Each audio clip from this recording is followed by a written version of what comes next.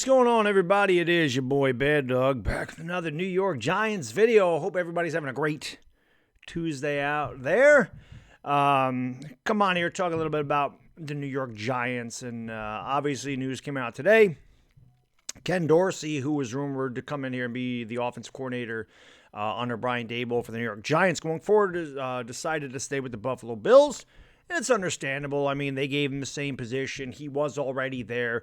So, there's probably some Giants fans that hold a little ill will towards him. I'm not going to hold any ill will towards Ken Dorsey for staying with Buffalo.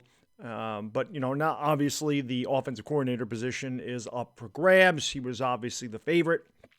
And now we're going to have to see which direction we go. It also seems that Patrick Graham, unless he lands a head coaching job, will also be the defensive coordinator once again for the New York Giants this year. And Chris and I talked about with Patrick Graham that I think Patrick Graham, if he is the defensive coordinator, could be a little bit more aggressive under Brian Daboll's system. I really don't know how aggressive or passive or conservative Brian Daboll is going to be. Listen, I don't know much about Brian Daboll as far as a head coach goes. Nobody knows exactly what his scheme or his game plans are going to be, but I would expect him to be less conservative than Joe Judge. I mean, I don't think there could ever be a head coach that was as conservative as him. I mean, just remember, 3rd and 9 quarterback sneak, okay? I don't think it gets much more conservative than that. Constantly punting on 4th and short in opponent's territory. I don't think it'd be that bad, but you really don't know what it's going to bring as far as that goes. Now, I watched his press conference back, and again, I'm not going to sit here and get all pumped up, be like, I'm going to run through a wall for Brian Daboll. He's the guy. This is no doubt, man. This is it. We finally made it. I don't know. I did kind of like his demeanor. It was funny. To me, he kind of seemed like he seemed a little aggressive to me. I don't know, man. I'm not a psychologist by any means, but, before the guys could ask their question, it was always like he interrupt with them. How you doing today? How's it going?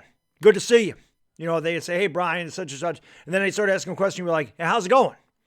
So I don't know. I don't know if he was trying to let them know that they're not going to get to it. I don't know. It's just not that I think it was bad or anything. It just kind of struck me funny the way he kind of went about that. I did like when he asked the one guy with the thick Brooklyn accent, are you from South Carolina? That was pretty funny. He's got a good sense of humor. You need a good sense of humor to be part of this team. Let me tell you, you need a good sense of humor to be a fan of this team, too.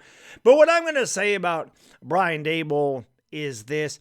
Giants fans, listen, I know that there's some Giants fans that are not happy with the hire, and I'm sure there's many more that were happy with the hire. Like I said, I really don't know what to expect from him. All we can hope for, all I'm hoping for, is that this is the right regime. This regime's going to come in here and fix things.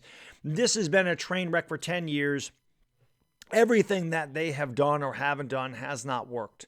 And I really don't know what the future is. Like I said, we're going to know. There's going to be so much speculation before April 28th when we actually draft. We'll know what position they're going to go, or which direction, rather, they're going to go. But what I'm going to say is this, and you know me, I'm very impatient. I am just an impatient guy by nature, and that's me. But, I mean, people are like, oh, be patient with the Giants, Baddog. Patient. It's been 10 years. I mean, I don't know how much more patient we can be as a fan base. It's been a decade since we've really been worth anything outside of 2016, and this team's been really, really, really bad. And for the last 5 years, it's been the worst team in football along with the Jets. I don't know how much more patient you can ask the fan base to be, but I am going to give the regime a chance. I gave Dave Gettleman a chance. I got to give Joe Schoen and Brian Daboll a chance to fix it. It is a terrible situation here. We're in cap hell. We do have a lot of draft picks, but this roster is not very talented. So, you can't expect these guys to come in here and work miracles. Now, I know somebody tried to get Brian Daboll in the press conference and said, hey, Cincinnati won 4 games last year and they're in the Super Bowl. How come the Giants? Why not the Giants? Well, we don't have Joe Burrow. That's first and foremost. We don't have a Joe Burrow here. We don't have a Jamar Chase here. We don't have those type of players here. Maybe Saquon Barkley can be as good as Joe Mixon. He was at one point. He hasn't been since his rookie season. Maybe he can be. The Cincinnati Bengals don't have a good offensive line, so I'm not going to sit here and go, well, we got to fix the offensive line, because Joe Burrow is just an elite quarterback. The Bengals are well coached.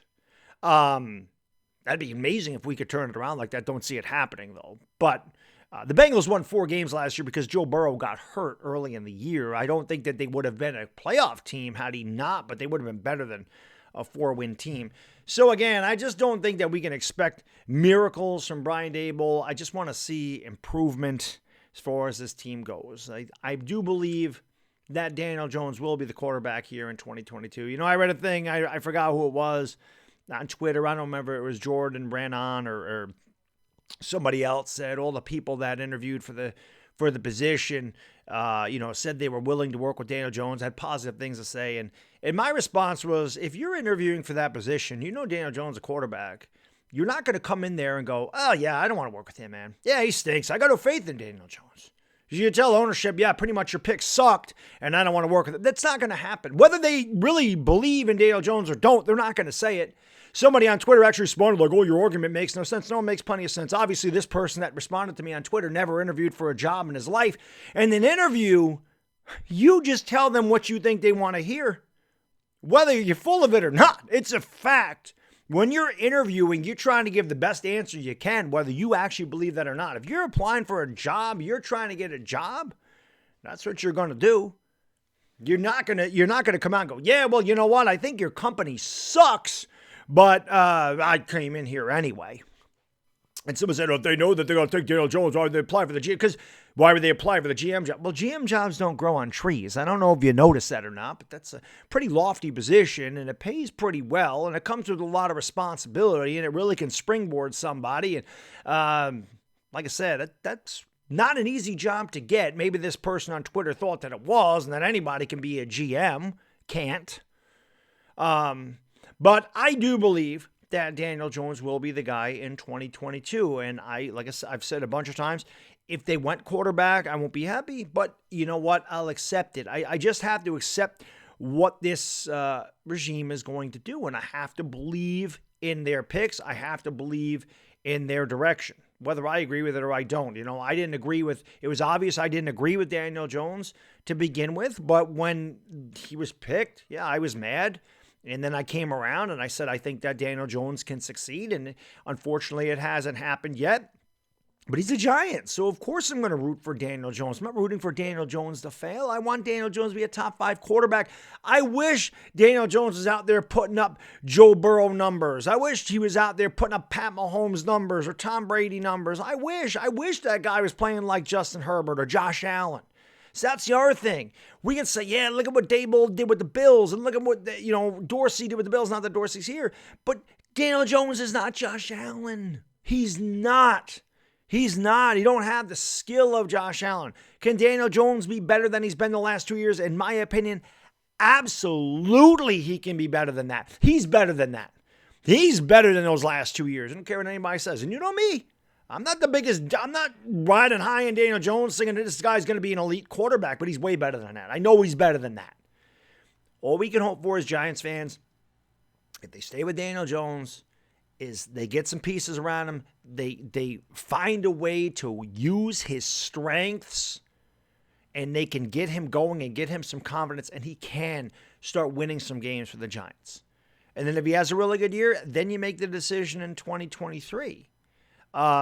But again, people are not talking about the neck injury a lot, and I don't know what that neck injury is. I don't know what that entails. I don't know how serious it is. And like I said, there's no way they're giving him a 5th-year option. So I think that Daniel Jones is going to ride it out through 2022. And then I think the Giants will have a decision to make in 2023. But Chris also mentioned this on Twitter, and he's mentioned this in videos, and I know he's mentioned it when we've done our show, and he's absolutely right. When you draft a quarterback, you're on the clock. You're on the clock. Dave Gettleman was not on the clock when he drafted Saquon Barkley, but when he took Daniel Jones, that's when he was on the clock. Soon as you hit your star to a quarterback, especially in the top 10, you're on the clock. So this is a free year for this regime if they hold on to Daniel Jones. It would be smart for them. Because if Daniel Jones stinks, they can say, hey, listen, we gave your guy an opportunity. We tried. We did what we could. He's not our guy anyway. Now we're going to go in a different direction. We're going to use our guy, and we're going to see where it goes.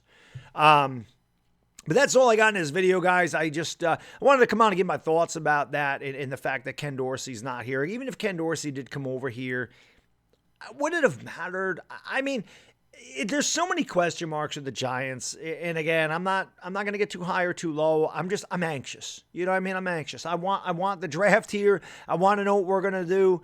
I want free agency. I want to see who we're going to cut. I know Joe Shane mentioned cutting in, and there is a lot of opportunities to, get rid of some of these contracts and get us a little bit of cap space. You can't cut everybody, but there are definitely some moves to be made to open up some cap space. We're going to need cap space because we have 2 top 7 picks, and they are not going to be cheap. We do have to sign those, and we have an early second-round pick. Not that that's going to be nearly as much financially, but those 2 top 10 picks are going to cost some money. So we got to shift some money around, probably restructure some contracts. We'll see exactly what they do in order to make that cap space. There's just a lot of things that are going to go on this offseason. And again, I'm anxious to see what they do. And I'm going to ride with them and believe in them until they give me a reason not to. And I hope that reason never comes. Anyway, it's all I got in this video, guys. Enjoy the rest of your Tuesday. As always, if you made it this far, you're a trooper. Thank you so much for watching. Please like, please subscribe, leave your comments below, and I'll see you next time. It's Bad Diggity Dizzle, and I'm out. Peace.